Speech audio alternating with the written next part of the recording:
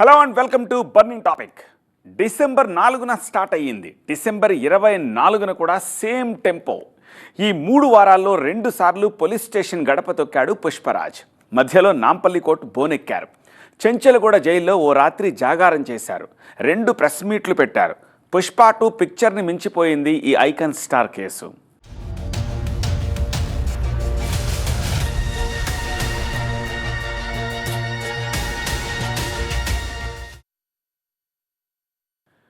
Pushpa super hit, Pushpa 2 super duper hit, Pushpa 3 కూడా ఉండొచ్చని movie team hint ఇచ్చిందే కానీ ఈలోపే సినిమా స్క్రీన్ ప్లేని తలదన్నే స్టోరీ రియల్ లైఫ్లో రీల్ లాగా గిర్రున తిరిగిపోతోంది. పుష్ప 2 బాక్స్ ఆఫీస్ రికార్డులను బద్దలు కొడితే ఇండస్ట్రీతో పాటు పాలిటిక్స్ని కూడా షేక్ చేస్తోంది పుష్ప 3 ఎపిసోడ్. ఎన్ని ట్విస్ట్లో, ఎన్ని ఊహించని మలుపులో. పుష్ప 2 1000 కోట్లు కొల్లగొడితే పుష్ప 3 అంచనాలకు అందడం లేదు. పార్ట్ 3 అప్పుడే ఎక్కడ అనుకుంటున్నారా? థియేటర్లో తొక్కిసలాట నుంచి ఇప్పుడు అల్లు అర్జున్ ఎంక్వైరీ దాకా కంటి ముందు కనిపిస్తోంది అదే. పుష్ప 2 3 గంటల సినిమానే. ఈ సినిమా ఎప్పుడు ముగుస్తుందో, ఎండింగ్ ఎలా ఉంటుందో ఎవరికీ అంతుపట్టడం లేదు. అఫీషియల్ గా పుష్ప 2 రిలీజ్ కు ముందు రోజు మొదలైంది పుష్ప 3 ఎపిసోడ్. డిసెంబర్ 4 రాత్రి ప్రీమియర్ షో సాక్షిగా జరిగిన విషాదం నుంచి మంగళవారం చిక్కడపల్లి పిఎస్ లో విచారణ దాకా సీన్ టు సీన్ అనూహ్యంగా మారిపోతోంది. ఉత్కంఠ భరిత సన్నివేశాలతో రీలు గిర్రన తిరిగిపోతోంది. స్క్రీన్ మీద పోలీసులకు ముచ్చెమటలు పట్టించిన పుష్పరాజ్ అన్నేసి గంటలు పోలీసుల ప్రశ్నలకు జవాబు చెప్పాల్సి రావడం ఏంటి అంటే ఒక్కోసారి అంతే. టైం బాలేనప్పుడు ఇలాంటివి జరుగుతుంటాయి అంతే.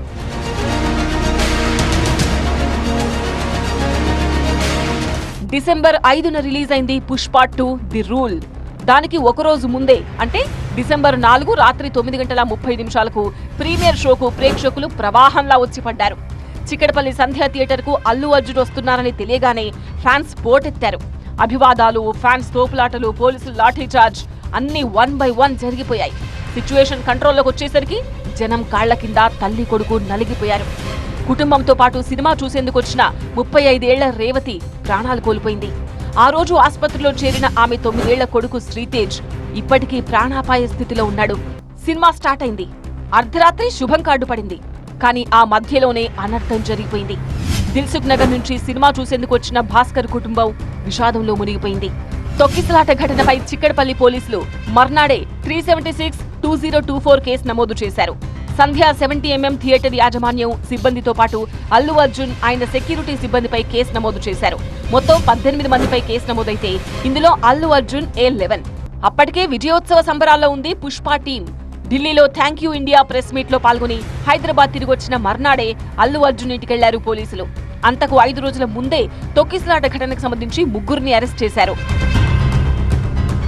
డిసెంబర్ 13 ఉదయం 11:55 అల్లు అర్జున్ ఇంటికి వెళ్లిన పోలీసులు మధ్యాహ్నం 12 గంటలకు అరెస్ట్ చేస్తున్నట్టు చెప్పారు. భావోద్వేగ దృశ్యాల మధ్య అరగంటలోపే బన్నీని చిక్కడపల్లి పిఎస్ కు తరలించారు. అక్కడ ఆయన స్టేట్మెంట్ రికార్డ్ చేసి మధ్యాహ్నం 2 గంటల ప్రాంతంలో గాంధీ హాస్పిటల్ కు తరలించారు. వైద్య పరీక్షల తర్వాత నాంపల్లి కోర్టులో మ్యాజిస్ట్రేట్ ముందు హాజరుపరిచారు. 2 వైపులా దాదాపు 2 గంటల పాటు వాదోపవాదాలతో ఏం జరుగుతుందోనని రాష్ట్రమంతా ఉత్కంఠ. చివరికి నాంపల్లి కోర్టు అల్లు అర్జున్ కు 14 రోజుల రిమాండ్ విధించింది. 5:20 ప్రాంతంలో చెంచల్గూడ జైలుకు బన్నీని తరలించిన పావు గంటలోపే ఈ కేసులో సూపర్ ట్విస్ట్ ఇచ్చింది హైకోర్టు. తొక్కిసలాట ఘటనలో అల్లు అర్జున్ పై BNS 105, 118 సెక్షన్ల కింద కేసు నమోదైంది.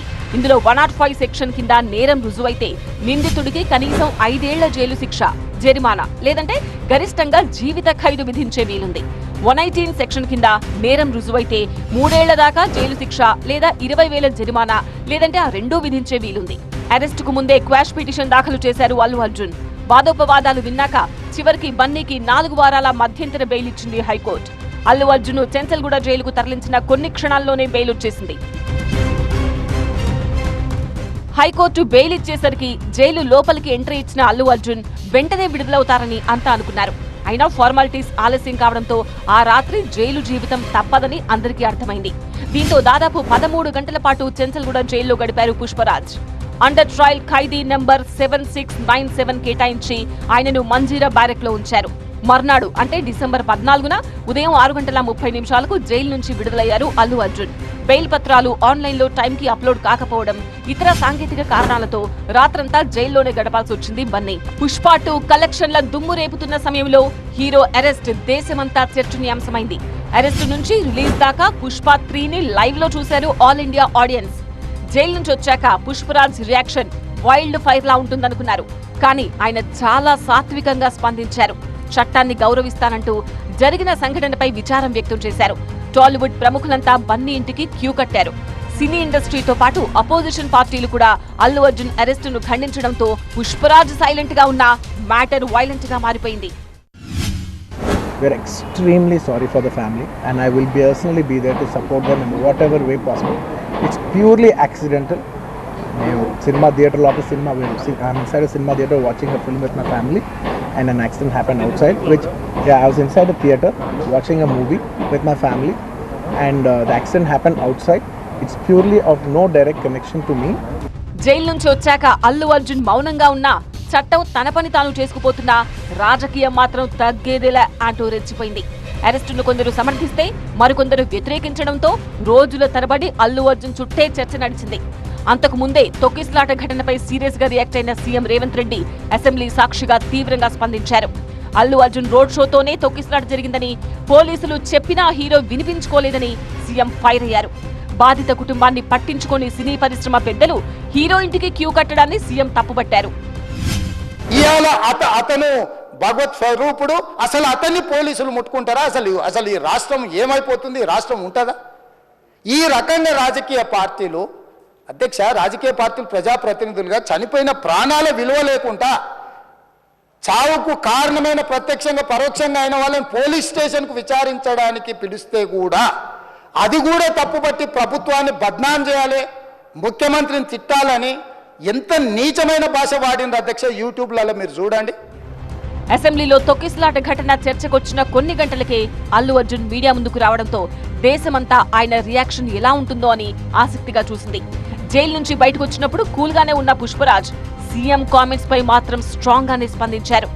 తొక్కిసలాట ఘటన గురించి తనకు తెలియదని, తాను ఎలాంటి రోడ్ షోలు చేయలేదని ఖండించారు. పోలీసులు తనకు ఎలాంటి సమాచారం ఇవ్వలేదంటూ సీఎం స్టేట్మెంట్ కు స్పీడ్ గా కౌంటర్ ఇచ్చారు అల్లు అర్జున్.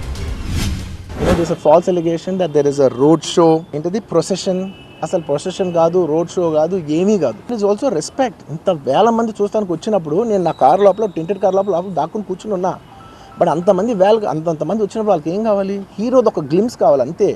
అది కూడా ఇవ్వకపోతే నేను ఎంత యారగెంట్ కింద ఉంటుంది. ఇంతమంది ప్రేమ చూపిస్తే నేను కాలు కూర్చున్నారులే అనుకుంటాను నేను.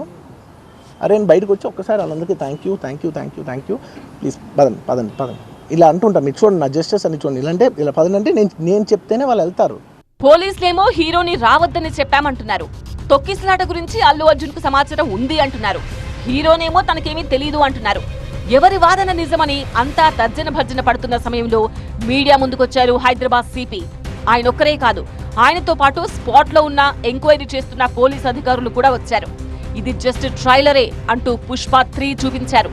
హీరో వర్షన్ నిజం కాదని సీన్ టు సీన్ ప్రెజెంట్ చేశారు. అసెంబ్లీలో సీఎం ప్రకటన, పోలీసుల ప్రెజెంటేషన్ తో కొత్త వివాదాలు తెరపైకొచ్చాయి. అప్పటిదాకా రేవంత్ వర్సెస్ పుష్పగా ఉన్న వివాదం కాస్త ఇండస్ట్రీ వర్సెస్ గవర్నమెంట్ అన్నట్టు మారిపోయింది. సెలబ్రిటీల కోసం సామాన్యుల ప్రాణాలు బలిపెట్టాలా అన్న చర్చ కూడా స్టార్ట్ అయింది. బాధిత కుటుంబానికి న్యాయం చేయాలంటూ చివరికి అల్లు అర్జున్ ఇంటిపై కొందరు దాడికి ప్రయత్నించేదాకా వెళ్ళింది. ఆ ఘటనను సర్కార్ సీరియస్ గా తీసుకున్న మ్యాటర్ ముదురుతోందని ఇండస్ట్రీలో చర్చ మొదలైంది. ఇండస్ట్రీ, గవర్నమెంట్ ఈరోజు అందరూ గవర్నమెంట్ ఏదో ఇండస్ట్రీని దూరం చేస్తుంది, ఇలాంటి రకరకాల న్యూస్లు చూస్తున్నాం. సీఎం గారు ఒకటే చెప్పారు, ఇండస్ట్రీకి కావాల్సినవన్నీ ఎఫ్డీసీ ద్వారా ఏమున్నా ఇండస్ట్రీ కోసం గవర్నమెంట్ అన్ని రకాలుగా నిలబడుతుంది. అలాగే నేను వచ్చిన తర్వాత ఇండస్ట్రీలో కూడా చాలామందితో మార్నింగ్ నుంచి మాట్లాడుతూ ఉన్నాను. సో సీఎం గారు అపాయింట్మెంటు రేపు కానీ ఎల్లుండి కానీ ఇస్తానన్నారు. సో ఇండస్ట్రీ నుంచి అందరం వెళ్ళి సీఎం గారిని కలిసి అన్ని రకాలుగా రెండుటి మధ్యలో, ఇండస్ట్రీకి అటు గవర్నమెంట్కి మధ్యలో ఉంటూ బ్రిడ్జిగా ఎలాంటి సమస్యలు తలెత్తకుండా చూసుకునే రెస్పాన్సిబిలిటీని సీఎం గారు నాకు ఇచ్చారు. ఇండస్ట్రీ ప్రముఖులు ప్రభుత్వ పెద్దలను కలిసే ప్రయత్నాల్లో ఉండగానే అల్లు అర్జున్ కు నోటీసుతో మరో బాంబు పేల్చారు పోలీసులు. తొక్కిసలాట ఘటనపై 24న విచారణకు రావాలని నోటీసు పంపారు. చిక్కడపల్లి పిఎస్ కు రప్పించి దాదాపు 3.5 గంటల పాటు విచారించారు. స్టేట్మెంట్ తీసుకున్నారు. పుష్ప పార్ట్ 3లో ఇది జస్ట్ ఇంటర్వెల్.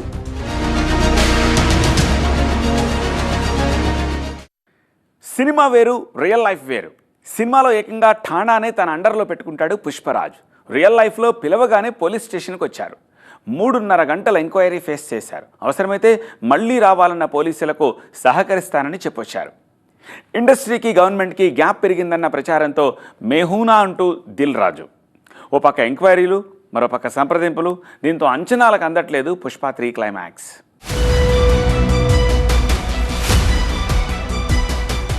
మూడున్నర గంటల ఎంక్వైరీ, వెళ్లాల్సి వస్తుందేమో మరోసారి. బ్రేకింగ్స్ కి బ్రేక్ ఎప్పుడు మచ్చా? పోలీసుల నోటీసులతో అల్లు అర్జున్ ఎంక్వైరీకి అటెండ్ అయ్యారు. ఎఫ్డీసీ చైర్మన్ సీఎం అపాయింట్మెంట్ కోరారు. మధ్యంతర బెయిల్ గడువు ముగిసేలోపు క్షణక్షణం ఉత్కంఠభరితంగా సాగేలా ఉంది పుష్ప 3 ఎపిసోడ్. హైకోర్టు బెయిల్ ఇచ్చింది. కేసును ఎలా ఫేస్ చేయాలి అన్న దానిపై అల్లు లీగల్ టీం దృష్టి పెట్టింది. ఈ సమయంలో ఓసారి వచ్చిపోండని పోలీసుల నుంచి నోటీసు అందింది. చిక్కడపల్లి పోలీసుల నుంచి నోటీసు రాగానే తన లీగల్ టీంతో చర్చించారు అల్లు అర్జున్. మంగళవారం తన లాయర్లతో ఎంక్వైరీకి హాజరయ్యారు. ఉదయం 11 గంటలకు పిఎస్కి చేరుకున్న అల్లు అర్జున్ ని దాదాపు 3.5 గంటల పాటు విచారించారు పోలీసులు.